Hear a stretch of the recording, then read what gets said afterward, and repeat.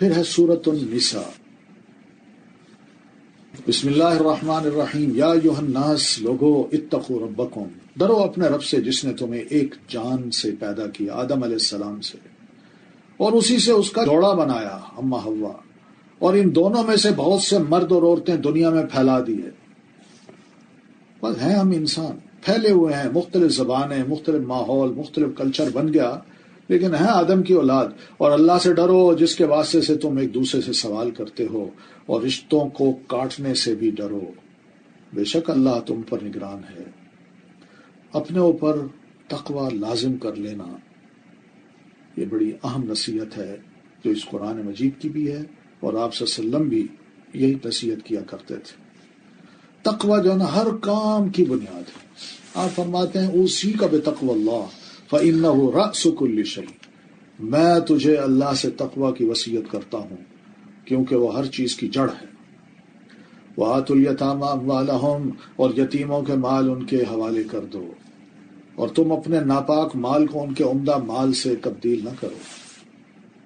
ہاں، یتیم کا میں نگران ہوں تو نیت یہ ہونی چاہیے بالغ ہوگا تو اس کے مال کو میں نے اس کے حوالے کرنا ہے، اور اس دوران میں نے یہ کام بھی نہیں کرنا کہ اپنا ردی مال وہ اٹھا کے اس کو دے دوں اور اس کا عمدہ مال اپنے پاس رکھ لوں، اور ان کے مال کو اپنے مال کے ساتھ ملا کر بھی نہ کھاؤ۔ تو یتیم کا مال ہے، ہانڈی پک رہی ہے تو ساری ہانڈی اس کے پیسوں سے خرید لی، اس کو تھوڑا سا کھلا دیا اور باقی اپنا، اور اینڈ میں اس کا خرچہ بتا دیا اور خالی ہاتھ اس کو گھر سے نکال دیا۔ یقیناً یہ بہت بڑا گناہ ہے۔ یتیم سے مراد کیا ہے؟ آپ فرماتے ہیں لا یتم بعد احتلام، احتلام یعنی بلوغت کے بعد یتیمی نہیں ہوتی۔ آپ یہ بھی فرماتے ہیں کہ اپنے یا کسی دوسرے کے یتیم بچے کی پرورش کرنے والا میں اور وہ جنت میں اس طرح ہوں گے بشرطے کہ وہ اللہ سے ڈرتا ہو۔ تو امام مالک نے اس روایت کو بیان کرتے ہوئے کیا کیا؟ امام مالک نے شہادت والی انگلی اور درمیانی انگلی سے یوں اشارہ کیا، یعنی ہم اس طرح ہوں گے اکٹھے۔ یتیم کا حق مارنا حرام ہے۔ اللہ کے رسول فرماتے ہیں دعا کرتے ہوئے، اے اللہ میں دو ضعیفوں کا حق مارنا حرام کرتا ہوں، دو کمزور لوگوں کا، ایک یتیم کا وہ کمزور ہوتا ہے، اور عورت کا جو کمزور ہوتی ہے مرد کے مقابلے میں۔ وَإِنْ خِفْتُمْ، اور اگر تمہیں خوف ہو کہ تم یتیم لڑکیوں سے انصاف نہ کر سکو گے تو دوسری عورتوں میں سے جو تمہیں پسند آئیں، دو دو، تین تین اور چار چار سے نکاح کر لو۔ یعنی یتیم لڑکی ہے، اس کا مال ہے، اس پہ نظر ہے، تم یہ سوچتے ہو میں پال کے اس کے بعد اس سے شادی کر لوں گا، نہ خرچہ دینا پڑے گا، پیسہ اسی کا ہوگا، اسی کا گزارا کرتا رہوں گا، وہ بھی کھائے گی، میں بھی اس کے مال سے کھاؤں گا، لیکن میں کچھ نہیں دوں گا، تو یہ تو انصاف نہیں ہے نا۔ تو ان کو چھوڑو، کسی اور عورت سے شادی کر لو۔ پھر اگر تمہیں ڈر ہو کہ تم ان کے درمیان عدل نہ کر سکو گے، یعنی دوسری بیوی، تیسری بیوی یا چوتھی بیوی، تو ایک سے زیادہ شادیاں کرنا چاہتے ہو اور ڈر ہو کہ انصاف نہیں کر سکوں گا، تو ایک ہی سے نکاح کافی ہے۔ یا تمہارے دائیں ہاتھ جن عورتوں کے مالک ہوئے ان سے کر لو، پھر یہ زیادہ قریب ہے کہ تم ایک طرف مائل نہ ہو جاؤ۔ تو پتہ چلا نکاح کے لیے بیوی کا منتخب کرنا ہوتا ہے، یہ دین کی ایک صفت ہے۔ اچھی نسل کے لیے نیک عورت کا انتخاب بڑا ضروری ہے۔ وَآتُوا النِّسَاءَ صَدُقَاتِهِنَّ نِحْلَةً، اور عورتوں کو نکاح کرتے وقت ان کے مہر خوش دلی سے ادا کیا کرو۔ پھر اگر وہ اپنی طرف سے کوئی چیز تمہارے لیے مہر میں سے چھوڑ دیں تو اسے خوش مزہ اور خوشگوار سمجھ کر کھاؤ پیو، دینا خوشی سے۔ یہ بندہ اپنی محبت کا اظہار کر رہا ہوتا ہے، یہ ٹوکن منی ہے۔ وَلَا تُؤْتُوا السُّفَهَاءَ أَمْوَالَكُمُ الَّتِي جَعَلَ اللَّهُ لَكُمْ قِيَامًا، اور تم نادان یتیم بچوں کو اپنے مال مت دو جنہیں اللہ نے تمہارے لیے قیام زندگی کا ذریعہ بنایا ہے۔ پھر یتیم بچہ ہے، نادان ہے، تم اس کا مال اس کو دے دو گے، وہ اڑا دے گا۔ تم خود اس کے نگران بنے ہو تو سوچ سمجھ کے فیصلے کرو، غصے میں نہ آؤ، اور انہیں تم اس میں سے کھلاؤ اور پہناؤ اور ان سے اچھی بات کہتے رہو، سمجھاتے رہو، بیٹا پیسہ ہے تمہارے پاس، یہ دیکھو سارا حساب کتاب، بالکل بے فکر رہو، یہ دیکھو اس نے خرچ کیا، یہ نقصان ہوا ہے، اس لیے تم ذرا تھوڑے سے بڑے ہو جاؤ، تمہیں سمجھ آ جائے، پھر میں تمہیں دے دوں گا، پڑا ہے تمہارا، تمہارے نام کا ہے۔ نا سمجھ کو مال دینے والے کی دعا قبول نہیں ہوتی. یہ نبی علیہ السلام فرماتے ہیں. آپ فرماتے ہیں 3 قسم کے لوگ ہیں دعا کرتے ہیں ان کی دعا قبول نہیں ہوتی. ایک تو وہ آدمی جس کی بیوی بد اخلاق ہو اور وہ اسے طلاق نہ دے، بے عزتی کروائے روزانہ، مگر پھر بھی کہے میں اس سے محبت کرتا ہوں. اور وہ آدمی جس نے کسی سے قرضہ لینا ہے لیکن اس پر کوئی گواہ نہ بنایا ہو. تیسرا وہ آدمی جس نے بے وقوف یعنی مال کے انتظام کی صلاحیت نہ رکھنے والے چھوٹے بچے یا نا تجربہ کار آدمی کو مال دے دیا ہو، لو بھائی تمہارا مال ہے لے جاؤ. حالانکہ اللہ عز و جل نے فرمایا اپنے مال بے وقوفوں کے حوالے نہ کرو. وَابْتَلُوا الْيَتَامَى، اور یتیموں کو آزماتے رہو، یعنی مال دے کے تھوڑا سا مارکیٹ میں بھیج کے جاؤ بیٹا یہ پیسوں کے خرید لاؤ، پتہ چلے تمہیں یہ پیسے لے جاتے ہیں واپس کتنے لاتا ہے، کوئی کاؤنٹ کرنا بھی آتا ہے کہ نہیں. یہاں تک کہ وہ نکاح کی عمر کو پہنچ جائیں، بالغ ہو جائیں، پھر اگر تم ان میں سمجھ بوجھ پاؤ تو ان کے مال ان کے حوالے کر دو، اور تم ان کے مال اسراف اور جلدی کرتے ہوئے مت کھاؤ، اس ڈر سے کہ وہ بڑے ہو جائیں گے. اور جو کوئی تم میں سے مالدار ہو تو اسے یتیموں کے مال سے بچنا چاہیے، وہ خود اپنی طرف سے کھلا دے. اور جو مالی طور پر محتاج ہو کہ میں اس کی نگرانی کروں گا مگر میں کھلا نہیں سکتا، تو اسے چاہیے کہ وہ معروف طریقے سے اس کے مال سے کھائے. پھر جب تم ان کے مال ان کے سپرد کر دو تو ان پر گواہ ٹھہرا لو، اور حساب لینے کے لیے کافی ہے. للرجال نصیب مما ترک الوالدان والاقربون، مردوں کے لیے اس ورثے میں سے ایک حصہ ہے جو والدین اور قریبی رشتہ دار چھوڑ جائیں، اور عورتوں کے لیے بھی ایک حصہ ہے اس ورثے میں سے جو والدین اور قریبی رشتہ دار چھوڑ جائیں. ورثہ کم ہو یا زیادہ اس میں ایک طے شدہ حصہ ہے جو آگے آ رہا ہے. وَإِذَا حَضَرَ الْقِسْمَةَ أُولُو الْقُرْبَى، اور ورثے کی تقسیم کے وقت جب غیر وارث رشتہ دار اور یتیم اور مسکین موجود ہوں تو انہیں بھی اس میں سے کچھ نہ کچھ دے دو، اور اگر نہ دے سکو تو بھلے طریقے سے ان سے بات کرو. وَلْيَخْشَ الَّذِينَ لَوْ تَرَكُوا مِنْ خَلْفِهِمْ ذُرِّيَّةً ضِعَافًا، اس موقع پر وراثت تقسیم کرنے والوں کو اس بات سے ڈرنا چاہیے کہ اگر وہ اپنے پیچھے ناتواں اولاد چھوڑ جاتے تو موت کے وقت انہیں ان کے بارے میں کتنا اندیشہ ہوتا. لہذا انہیں چاہیے کہ اس معاملے میں اللہ سے ڈریں. یعنی یہ جو غریب مسکین اس موقع پر آ جاتے ہیں وہ مانگتے ہیں تو ڈریں، وہ بھی آخر کسی کی اولاد ہیں، باپ نہیں ہے، اور جچی تلی بات کریں. ان الذين ياكلون اموال اليتامى ظلما، بے شک وہ لوگ جو یتیموں کے مال ظلم کرتے ہوئے کھا جاتے ہیں یقیناً وہ اپنے پیٹوں میں آگ ہی بھر رہے ہیں اور ضرور بھڑکتی ہوئی آگ میں داخل ہو جائیں گے یا بھڑکتی ہوئی آگ میں جلیں گے. یوصیکم اللہ، یہ آیت میراث کہلاتی ہے جس میں ورثے کی تقسیم کا اللہ تعالیٰ نے ایسا نظام بتا دیا ہے جو قیامت تک کے لیے بہترین نظام ہے. دنیا اس سے ناواقف تھی، اور اس نظام میں، اس سسٹم میں، اس ورثے کی تقسیم میں عورت کو ایک بہت بڑا مقام دے ملا ہے. دنیا کے جو قانون ہیں آج سے 100 سال پہل اٹھا کے دیکھ لیں، عورت کی کوئی حیثیت ہی نہیں تھی، کچھ ملتا ہی نہیں تھا اس کو ورثے میں سے. فرماتے ہیں اللہ تعالیٰ یوصیکم اللہ فی اولادکم للذکر مثل حظ الانثیین، اللہ تمہیں تمہاری اولاد کے بارے میں تاکید کرتا ہے بیٹے کے لیے 2 بیٹیوں کے برابر حصہ ہے. کیوں؟ بیٹے نے شادی کرنی ہے، وہ بیوی پر خرچ کرے گا. بیٹی اگر ایک حصہ لے گی تو شادی کے موقع پر اس کو حق المہر بھی ملے گا. پھر شادی کے بعد اس پر لائبلٹی نہیں ہے کہ وہ میاں پر، گھر پر یا بچوں پر خرچ کرے، مگر یہ ساری ذمہ داریاں بیٹے پہ آ جاتی ہیں. یہ ساری رقم اس کے پاس، عورت کے پاس محفوظ رہتی ہے. پھر اگر میت کی وارث 2 سے زیادہ بیٹیاں ہوں تو ان کو ترکے کا 2/3 دیا جائے گا، اور اگر ایک ہی بیٹی وارث ہو تو اس کے لیے ترکے میں سے آدھا ہے. اگر اس میت کی کوئی اولاد ہو تو اس کے والدین میں سے ہر ایک کو ترکے میں سے 1/6 حصہ ملے گا، اور 5 حصے باقی تقسیم ہوں گے. اور اگر وہ صاحب اولاد نہ ہو اور اس کے وارث والدین ہی ہوں تو ماں کے لیے ترکے کا 3 حصہ ہوگا، اور اگر اس میت کے بہن بھائی بھی ہوں تو اس کی ماں کے لیے 6 حصہ ہوگا. یہ سب تقسیم وصیت پوری کرنے یا قرض کی ادائیگی کے بعد ہوگی. پہلے قرض ادا ہوگا، پھر وصیت پوری کی جائے گی، پھر جو بچے گا وہ وارثوں میں تقسیم ہوگا۔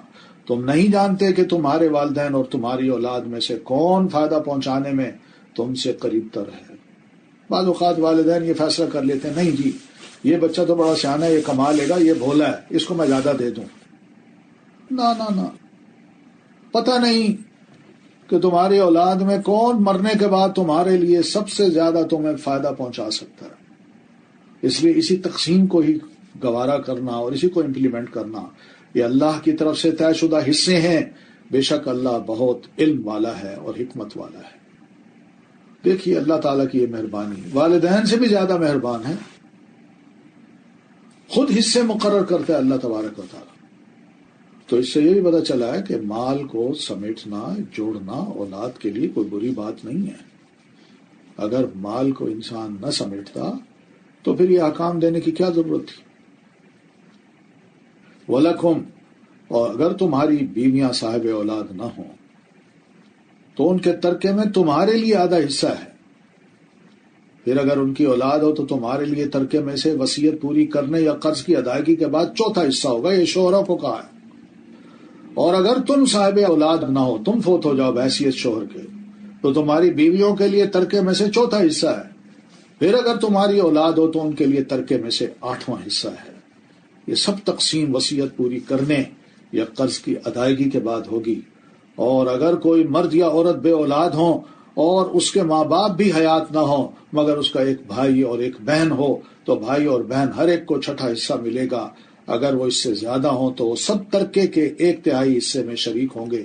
یہ سب تقسیم وصیت پوری کرنے یا قرض کی ادائیگی کے بعد ہوگی، بشرطے کہ کسی کا نقصان نہ کیا گیا ہو۔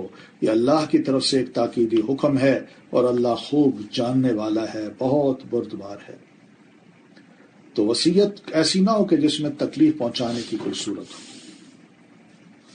وارث اگرچہ غنی ہو لیکن پھر بھی 1/3 سے زیادہ وصیت درست نہیں ہے۔ یعنی اولاد کو مل جائے گا نا، وہ آرام سے کچھ کھا تو لے گی، لیکن وصیت کر کے بعد میں جو تقسیم ہو اولاد کے لیے وہ کافی نہ ہو۔ تلک حدود اللہ، یہ اللہ کی حدود ہیں، اور جو کوئی اللہ اور اس کے رسول کی اطاعت کرے گا وہ اسے ایسے باغات میں داخل کرے گا جن کے نیچے سے نہریں بہ رہی ہیں، وہ ان میں ہمیشہ رہنے والے ہیں، اور یہ بہت بڑی کامیابی ہے۔ وَمَن يَعْصِ اللَّهَ وَرَسُولَهُ، اور جو کوئی اللہ اور اس کے رسول کی نافرمانی کرے گا، یعنی یہ احکامات وصیت کا یہ طریقہ اگر امپلیمنٹ نہیں کرے گا اور اس کی حدود سے تجاوز کرے گا، وہ اسے آگ میں داخل کرے گا جس میں وہ ہمیشہ رہنے والا ہے، اور اس کے لیے ذلیل کرنے والا عذاب۔ اسی مناسبت سے نبی علیہ السلام نے فرمایا تھا کہ آدمی ساری عمر اچھے کام کرتا ہے لیکن مرنے سے پہلے اللہ کے کسی حکم کی نافرمانی کر بیٹھتا ہے اور مر جاتا ہے، سارے پچھلے عمل بیکار۔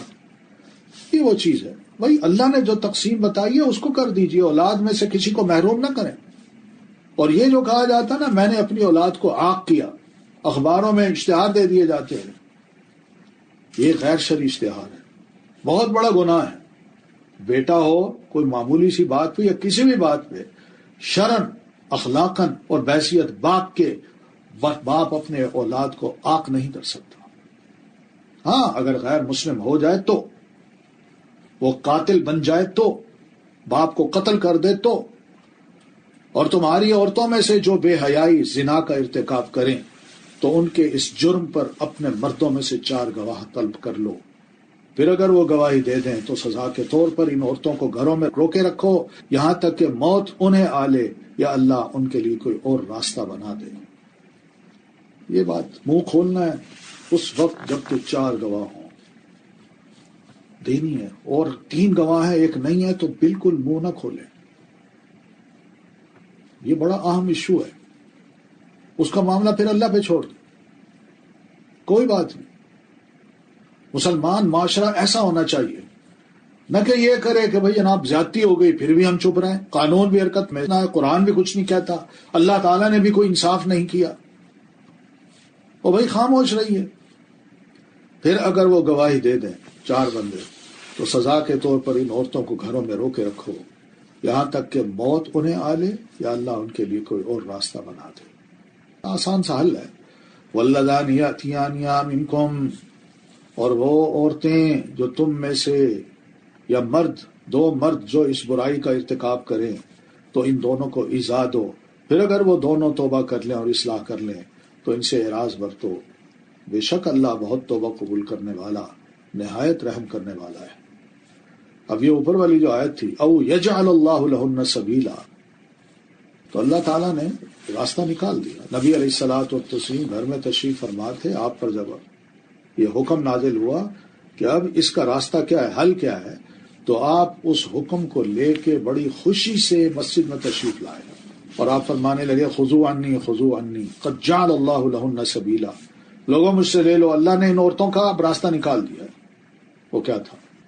وہ یہی تھا کہ اگر کوئی شادی شدہ ہو کر زنا کرتا ہے، خواہ وہ مرد ہو یا عورت، اس کو رجم کیا جائے گا، اور اگر غیر شادی شدہ ہو، کنوارا ہو یا کنواری ہو، اس کو 100 کوڑے لگائے جائیں گے۔